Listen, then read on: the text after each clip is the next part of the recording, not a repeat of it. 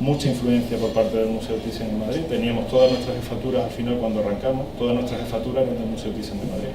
Después la mayoría se acabaron por marchar, ¿no? Pero o se marcharon o tuvieron menos oferta, y el caso desgraciado de Guillermo que falleció. Pero era un contexto realmente difícil, ¿eh? Yo particularmente lo sufrí porque en un momento como ayuntamiento, después cuando la baronesa me llama para integrarme en lo que es el museo, ya en la parte de la fundación, pero un contexto difícil porque son momentos en que hay muchas oportunidades, la maquinaria empieza a marchar y bueno, pues hay muchas presiones, ¿no? Y bueno, pues a base de concursos, de oferta pública y tal, pues la verdad es que lo fuimos completando.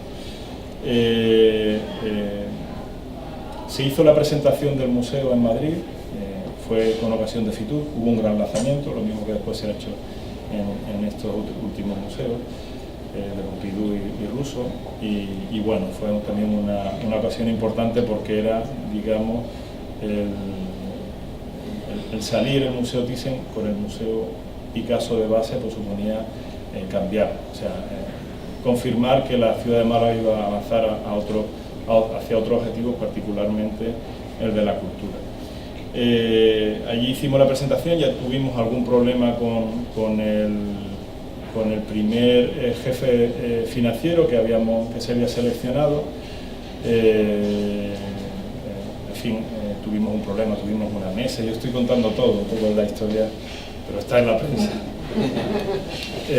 Tuvimos un problema, era un chico que nada más llegar pues planteó un problema con la dirección artística, no admitía, con la dirección, no admitía la posición. Después resultó que había falsificado su currículum y eso lo tuvimos, no sé, yo creo que si Fitur fue en el día 23-24 de enero en el que hicimos la presentación del museo allí, pues en el día 26-27 estábamos cesando o despidiendo a un señor que habíamos seleccionado, que se había nombrado 20 días antes, un poco, y además con todo el ruido, porque la despedida de este señor fue con cartas a la oposición, particularmente hizo capítulo de ello Izquierda Unido, y bueno, pues tuvo su mesa de seguimiento, no era una comisión de investigación, pero sí una mesa de seguimiento que se montó y todo esto. Más dificultades del momento, pues bueno, en aquel momento estas circunstancias que he dicho, mucho desembarco de Madrid, determinadas decisiones que se tomaron, provoca una distancia entre la presidencia y el patronato, el patrono que estaba llevando todo esto, que era Tomás Lloret. Y en ese momento, sobre todo porque había mucha cercanía entre yo entiendo, entre la dirección y lo que era este patrono, y de alguna manera esto pues sale, rompe, y la baronesa pues me llama a mí para tomar parte de la gerencia, una gerencia que no existía porque el propio Lloret se había preocupado de que no existiese esa subordinidad, aunque habría sido en inicio el formato que se había planteado. Y bueno, entonces entro yo como gerente y ahí tuvimos pues hubo la dimisión de Tomás Lloret porque no aceptaba el movimiento, pero al fin y al cabo yo me encontré en una posición entre dos grandes bloques, ¿no? Yo evidentemente tuve que hacer mi trabajo, y mi trabajo era el de asumir las competencias que me daban. Esto dio un poco el desenlace de aquella carta de Tomás Lloret en El País, de dimisión, tal, y seguidamente, lógicamente, pues la dirección que también dimitió, acompañando a Tomás.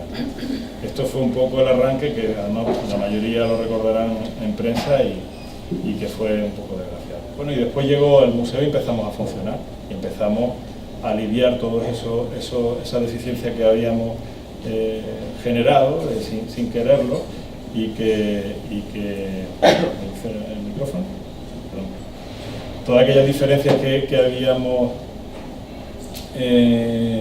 dificultades, pues empezamos a subsanar todas esas dificultades, pues nos marcamos, abrimos en tiempo y forma, tuvimos la licencia en su momento, solamente nos fallamos en que ya hay interpretaciones para todo, ¿no? No tuvimos la homologación de museo en ese momento, tuvimos que gestionar, que fue un motivo también de crítica pública, ¿no? El tema que no teníamos, bueno, al fin y al cabo la homologación es someternos a todos los requerimientos que nos hace la Junta de Andalucía para recibir este tipo de homologación y podernos denominar museo, ¿no? Y nosotros ahí después lo gestionamos una vez abierto, no tuvimos ningún problema con la Junta de Andalucía y yo creo que fue en enero que nos homologaron. Después de presentar nuestros proyectos, lo presentamos y todo. También tuvimos algunos imprevistos porque, como decía antes, la propia María López esperaba el museo llave en mano, no era así. Nosotros, de hecho, cuando llegamos también a hacer la instalación de la plantilla de la fundación en el museo, tuvimos que asumir una serie de costes que después repercutimos en el ayuntamiento, que fue en el 2013, fue un coste que nos recuperó el ayuntamiento, que eran 500 y 550.000 euros aproximadamente, pero que de alguna manera fueron necesarios para la apertura, ¿no?, del museo. Hubo otro problema en el 2010 y es el tema del yacimiento arqueológico. El yacimiento arqueológico, el nivel freático lo inunda, entonces no se puede salir con el yacimiento arqueológico. Ahora se han tomado las medidas, se han desarrollado pozos de drenaje y una estructura por parte de la Gerencia de Urbanismo. Se ha hecho una aclimatación especial para yacimientos, sobre todo pensando en la conservación de la pintura romana que tenemos en una hornacina, en el ninfeo que tenemos de la villa romana. Y bueno, de hecho ya ahora durante estos próximos meses pues empieza a lo que es la reconstrucción del yacimiento, ¿no? Nosotros tenemos la esperanza de que en el 2017 podamos poner en cabe este equipamiento, que es uno más que sumamos al atractivo de la colección, ¿no? Es un tema importante. Nosotros, ¿cómo hemos funcionado en estos años con la incorporación de Lourdes, que Lourdes se incorpora en junio? Nosotros hemos tratado de trabajar a base de caracteres de transparencia, hemos tratado de ser lo más transparente posible. De hecho, recibimos con orgullo aquel reconocimiento que hizo la Fundación de Transparencia a nivel nacional, en el que situaba el Museo Carmen Thyssen como uno de los transparentes en Andalucía. Hemos tratado de defender la concurrencia en todo lo que es nuestra gestión, la concurrencia y el concurso para todos. Hemos tratado de atender con agilidad cualquier planteamiento que se nos plantea en la ciudad y sobre todo, digamos, ser razonables y aplicar criterios de racionalidad en el gasto. Tenemos el dinero que tenemos y si nos contrastamos con otros museos, creo que tenemos unas cifras bastante equilibradas y pues lo tengo que decir, ¿no? Porque si no, en fin, tengo que defender el tema. Preocupaciones nuestras, pues mira, hemos desarrollado todos nuestros servicios. Tenemos un núcleo principal que es la colección permanente, que sigue siendo el motivo principal de las visitas al museo. Tenemos un servicio de educación, tanto en el tema de exposiciones como en el tema de educación. Ahora comentará algo Lourdes, pero tenemos un equipamiento de educación que es muy importante, la labor que hacen todos los museos en Málaga en el contenido de educación, porque no solamente es el atractivo que supone para el visitante, sino lo que los departamentos de educación siembran en la ciudad, ¿no? Nosotros al año tenemos en torno a 7.000 niños que pasan por el museo, ¿no? Y bueno, concebimos el museo como un lugar de convivencia que está incluso por encima, que engloba lo que es la conservación del patrimonio que llevamos, ¿no? Creemos el hecho de concebir el museo como un lugar que sea para disfrutar los malagueños y los visitantes, creemos que es muy importante y en ello trabajamos. A día de hoy, unos datos de balance, que ya lo conoceréis, pero bueno, lo tengo anotado y lo cuento, es que hemos recibido más de 830.000 visitantes en estos 5 años, lo que ha supuesto un ingreso para el museo de 6 millones de euros directamente. O sea, son los ingresos para el museo en entradas, en las actividades. Imaginamos que en el resto de la ciudad también habrán gastado algo. La colección permanente es nuestro principal reclamo. Hemos desarrollado 12 exposiciones temporales y Lourdes ya tiene las próximas 3 también preparadas, con una gran ventaja, y es que una gran dificultad, ¿no? Ventaja, sí, que en un gran número son producciones propias, trabajadas por Lourdes con su equipo. Tenemos colaboración con más de 90 colecciones, hemos tenido colaboración con más de 90 colecciones y museos europeos, un poco para que veáis a dónde se lleva la marca y a dónde se lleva la ciudad de Málaga, quiero decir que es bastante extensa. En 2015 nada más el museo ha generado 1.622 apariciones en prensa, eso en España, fuera creo que más, o sea, creo que...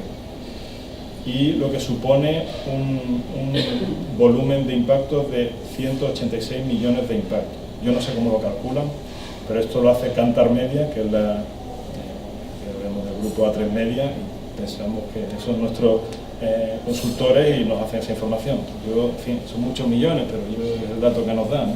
186 millones de impactos. Generamos publicaciones propias con nuestros recursos, 16 catálogos aquí, Lourdes. Tenemos una gran librería, una gran tienda librería, una librería que se convierte en una librería de arte más para la ciudad, con más de 2.500 fondos que tenemos. Bueno, cerca de 500 colegios que han pasado en esos 5 años, 25.000 niños, jóvenes, en fin. ¿Qué es nuestro futuro? Y ya acabo. Nuestro futuro es nuestro objetivo es que el museo sea más amable con las personas. No sé si habéis visto alguna publicidad nuestra que estamos empezando a denominarnos el Museo de las Personas. Queremos estar cercanos al visitante. ¿Cómo lo queremos hacer? Pues, de alguna manera, extendiéndonos más en el mundo municipal, o sea, en el mundo municipal no, pero en el mundo digital. Queremos abarcar, vamos a mejorar con una nueva web que estamos a punto de presentar. Queremos presentar también una nueva web de tienda que va a servir para la venta online de nuestros productos. Vamos a incorporar también, no tenemos ya, la wifi en sala, tenemos wifi en sala ya, con lo cual es una manera de romper ahí. Creo que en Andalucía pocos museos van a tener esas posibilidades.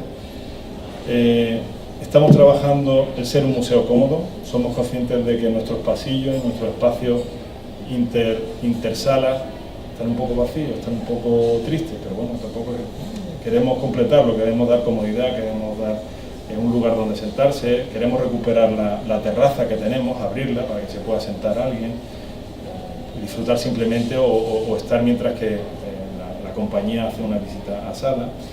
Queremos también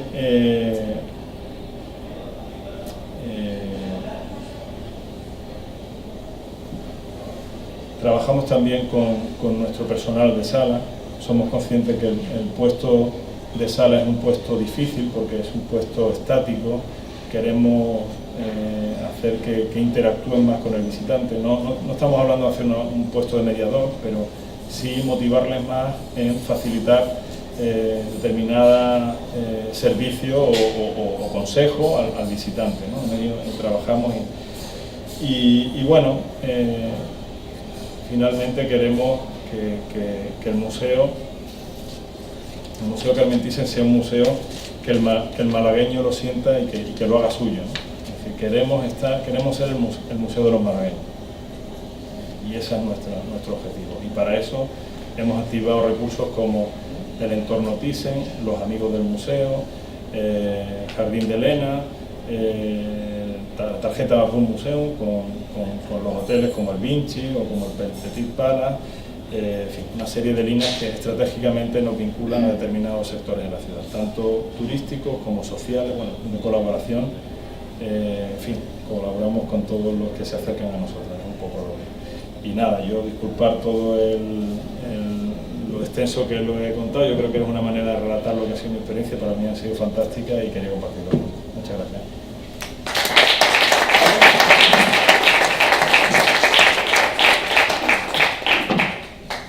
Bueno, yo doy fe que colabora con todos los que se acercan a nosotros, porque nosotros le hemos pedido, los hemos metido en este lío y aquí está. Aprovecho para saludar al concejal Daniel Pérez, que se ha incorporado también, y le doy la palabra a Lourdes Moreno, a la directora artística, para que ya entre más en harina de la colección. Muchísimas gracias. Bueno, buenas tardes. Muchísimas gracias a todos los que habéis decidido acompañarnos esta tarde, tanto al gerente como a mí. Especialmente hoy, que parece el invierno traído en mayo en esta ciudad, Así que os lo agradecemos especialmente. Mi parte, si queréis, es más amable, ¿no? Al menos así me lo parece a mí, porque es una parte que habla de la historia, del pasado, del patrimonio, de la colección, y que de alguna manera es el corazón del museo, como ha dicho también el gerente. Antes de empezar a hablar de la colección Carmen Thyssen y de la importancia de lo que significa en el panorama cultural de la ciudad de Málaga, y si quieren también en el entorno pues, más cercano de nuestra comunidad, hablaros del edificio que la alberga, que el hecho de que se decidiera que fuera este palacio, un edificio muy señalado de la arquitectura civil malagueña, es importante, porque ya saben que Málaga, en comparación con otras ciudades, no es la que tiene un patrimonio arquitectónico más destacado. No quiere decir que sea un patrimonio en absoluto pobre. Es una ciudad milenaria, tan antigua como Cádiz, que tiene un magnífico teatro romano, una catedral espléndida.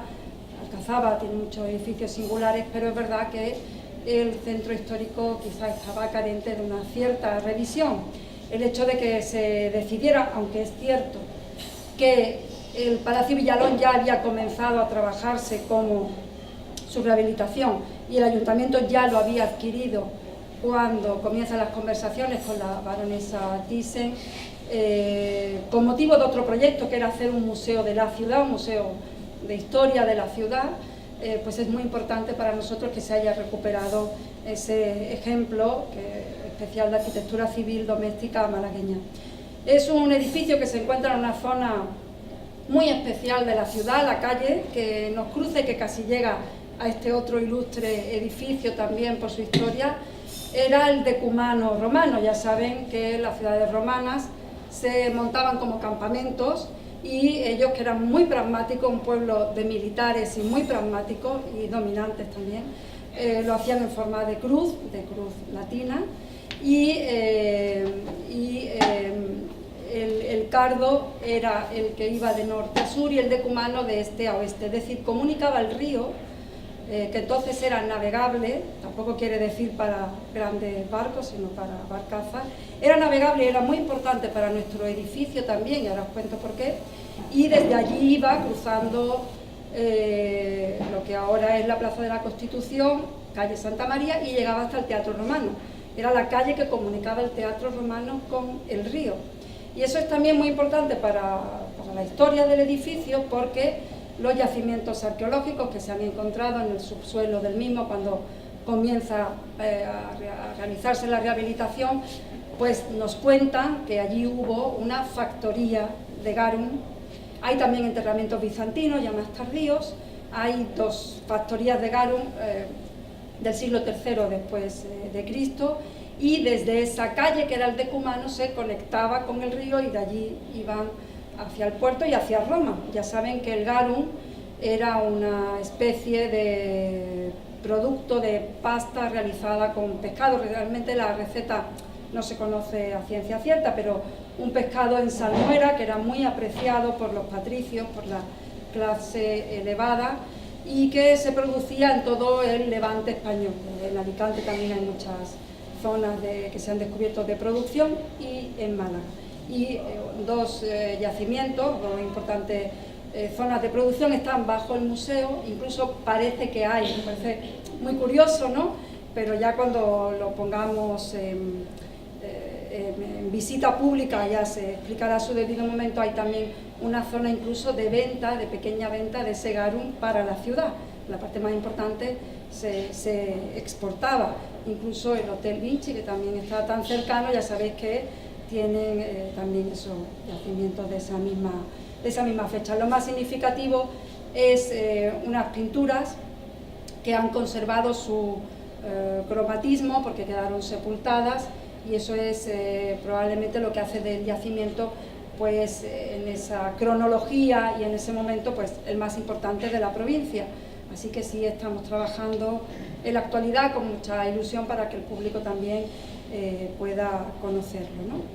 El edificio, como comento, era una zona desde tiempos antiguos para la ciudad, está situado en una zona relevante, y cuando los reyes católicos conquistan la ciudad en agosto de 1487, después de sufrir, como saben, un largo y durísimo asedio de 3 meses. La flota de rey Fernando se posicionó en el puerto y él entró desde la zona de Vélez. La ciudad quedó cercada. Era muy importante Málaga porque era el puerto de avituallamiento del reino de Granada. Bueno, pues cuando ya ellos entran, muy pronto, formaba parte de su política, comienzan a repartirse los terrenos de la ciudad. No tuvieron problemas con los que vivían en ella, por desgracia pues fueron vendidos como esclavos o la mayoría también falleció. En Málaga quedaron muy pocas familias de las que vivían aquí y muy pronto comenzaron, como digo, a otorgar terrenos porque eso les permitía recaudar impuestos, tener economía, además de afianzar tanto el poder religioso como municipal, que era también una forma de organización que ellos querían establecer sobre los territorios dominados. Así que el 10 de septiembre de ese mismo año, todo con bastante agilidad en ese sentido, se reparten los terrenos del propio edificio, del propio Palacio de Villalón, pues la calle, la ciudad se organiza en torno a los oficios. La calle es la calle de los escuderos del ejército que les acompañaba. La calle donde está el Museo Picasso era la de los caballeros, ¿vale? Se organizaban por oficios, aunque muy pronto también, relativamente pronto en el tiempo, la calle fue abandonando ese oficio para el que había recogido su nombre, y se fueron asentando también personajes más importantes de la ciudad, porque las primeras casas consistoriales estuvieron en lo que hoy es la fachada oeste de la Plaza de la Constitución, que entonces era la Plaza de las Cuatro Calles. Ya sabéis que el urbanismo musulmán no establece la idea de plaza, eso es otro tipo de concepto, y lo que quedaba entre varias salidas de calle, a veces era ese entrante o ese espacio mayor era lo que se consideraba como calle. Así que para hacer esa plaza principal tuvieron que derribarse varias casas, pero no pertenece al trazado árabe, que sin embargo sí está alrededor del Palacio de Villalón. Fueron varias las familias importantes que vivieron en él, las que le dan el nombre, porque hay varios apellidos ilustres que se ven en el escudo sobre la puerta de acero corte de la entrada principal. Están Zapata, Narváez, y los Villalón fueron los más conocidos y proceden de Ronda, están vinculados a los marqueses de Fuentesol y son los que le dan la impronta con la que hoy lo conocemos. Es verdad que el palacio estuvo habilitado o estuvo utilizándose como zona de comercio, como espacio comercial, y hubo una tienda, los más mayores, pero bueno, yo también lo recuerdo, ¿no? Había una tienda de venta de loza y de regalos, que lo que hicieron fue que cuando ciertas zonas del palacio, especialmente los techos, que eso es muy importante para su rehabilitación posterior, no estaban en buen estado de conservación, lo que hicieron fue tapiarlos, y de esa forma no veían el deterioro, pero al mismo tiempo se ocultó para que luego, a la hora de adquirir el palacio, los techos no habían sido robados. Algunas piezas sí, otras no, gracias sobre todo a que se ocultaron con un falso techo de escayola, con un falso techo de paramento.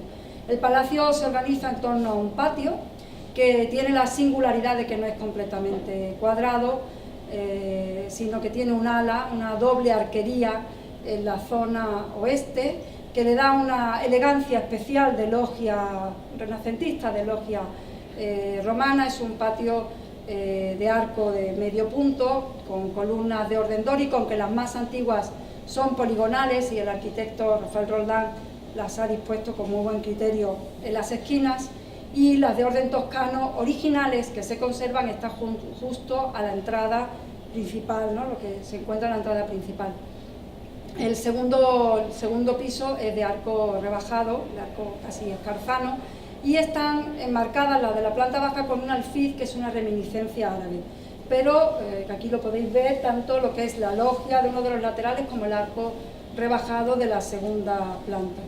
Pero lo que le da una singularidad también muy especial al edificio son los techos de arquitectura, de carpintería de lo blanco, que es como se llama, de madera, de tradición árabe, de tradición mudéjar. Fueron llamados estos alarifes, aunque en un principio fueron expulsados, luego se les llamaron para construir estos techos, en los que, como saben, no hay ningún elemento metálico que los sustente, sino que todo es un ensamblaje de madera cortada, inspirados, por supuesto, en la arquitectura de la Alhambra. Este es el del Salón Noble, era el salón de recepción del palacio, el salón de recibir, y ahora pues lo utilizamos, lo hemos ganado como espacio expositivo, y actualmente hacemos tanto exposiciones de contexto en relación con las temporales, como en alguna ocasión hemos hecho exposiciones pues separadas, ¿no?, con su propia personalidad.